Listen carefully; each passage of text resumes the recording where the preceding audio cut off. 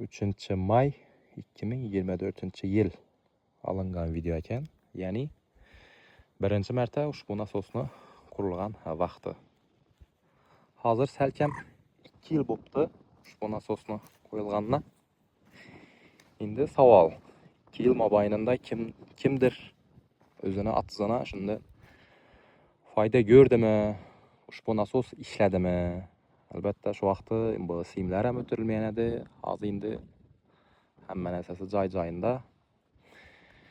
Kimdir atizlarına suv bordimi ushbu nasosdan? Yaxshi ishladimi, yo'qmi? O'zim ham qiziqib aylanib keldim. Xo'p. Menimcha ozgina ishlagan o'xshaydi, ko'p emas. Sababi ko'p bo'lganda zekashdan suv so'rib, albatta chaya bilan tushadi. Chaya beri ulib ketgan bo'lar edi. Arasamdim kichik. Xullas, bu nasosni qo'yilgandan o'z-o'zidan bo'lmadi deb o'ylayman.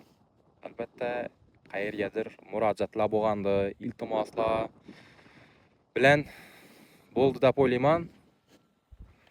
Shu ikki nasosni hammamizga, shu ko'rib turgan огородlarimizga foydasi bo'lishi uchun, şöden ro'zg'or tebratib turganimiz uchun, oila bola chaqani boqib turganimiz uchun zarur edi. Etfelem azı buğdaylarımız ham yaxshi. Endi hamma joyini to'liq görmedim, lekin şu görüp turgan yerlaringiz buğdaylari ajoyib. Yomon emas.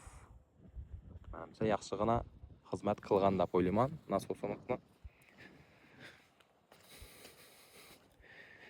Hozir bu nasosni oldindan shundan böyle ajoyib betonlashtirilgan edi. Endi ozgina o'tdi qaytdi bo'lgani uchun tuproq bu yana ozgina siljig'an yurishayotgan. Shu yerda ekin ekib yurgan og'aylar, do'stlar, birodarlar qo'l mehnatida o'z-o'zlari kelib xizmat qilgan diyecekman.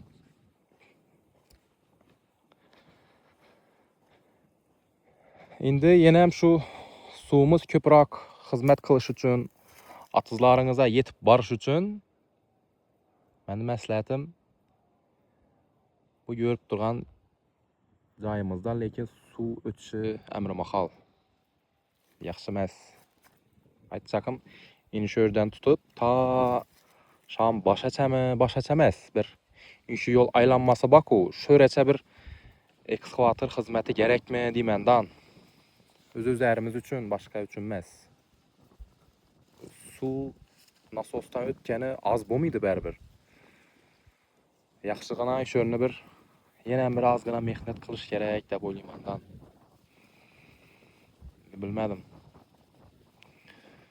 Hech bo'lmaganda ozgina bir xatar qazishtirib berish kerak. Bo'ldi, boshqa gap so'z yo'q. Yana hozirda nasos ishlab turgan bo'lsa, fikrlaringizni kommentariyaga bemalol yozib qoldirsangiz bo'ladi. Shu yerdan foydalanib turgan do'stlar, birodarlar, shu nasosni sizlarga foydasi deydimi? Ekinlaringiz shu orqali sug'orilib turibmi? Buğdaylarınız ko'karib, yaxshi meva, yaxshi hosil, beda bog'lar ham bor. Yaxshi mevalar oldingizmi? Yaxshi hosillarni qildingizmi shularni arkasından, shu nasosni arkasından diyecekmenden. Albatta fikrlaringizni kommentariyaga yozib qoldiring. Salomat bo'lin.